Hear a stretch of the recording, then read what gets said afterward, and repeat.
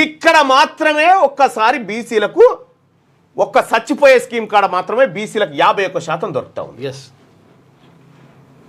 ఇలా చచ్చిపోయే కాడ కూడా లేదు పాపం ఎస్సీలకు, ఎందుకంటే కనీసం లేదు ఆ భూమి, ఎస్సీల కాడ చచ్చిపోదామన్నా రావిగా ఆ భూమి కూడా లేదు కదా పాపం. ఆ భూమి అని ఉంటే అదన్నీ వస్తుంది రైతు భరోసా బిరా. ముస్లిం సోదరులారా 1% మీ దగ్గర మీకు భూమి ఈ తెలంగాణ రాష్ట్రంలో 1,48,00,000 ఎకరాల భూములు ఉంటే 1%, 13% ఉన్నటువంటి మీకు 1%. అది ఓన్లీ ఓబీసీలో ఉన్నటువంటి ముస్లిం సోదరులకే చెప్తా ఉన్నా. 1% భూమా, ఇది ఎట్లా న్యాయం బై? భూమి లేదు మన కాడ, అధికారం లేదు మన కాడ, పైసా లేదు మన కాడ, స్కీము లేదు మన కాడ, రేషన్ కార్డు కావాలని అడుగుతున్నాం మనం ఇప్పుడు. ఇది జరుగుతున్నటువంటి మోసం సోదరులారా.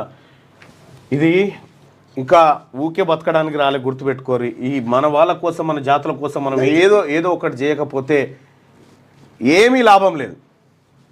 ఈ దినపత్రికలలో ఈ లెక్కలు రావు మన దగ్గరికి, ఈ లెక్కలు చెప్పేటోడే ఉన్నాడు. ఎందుకంటే మన పత్రికలు లేవు కదా బీసీలకు, మన పత్రికలు లేవు, మన మీడియా లేదు, మన గురించి చెప్పేటోడు లేడు.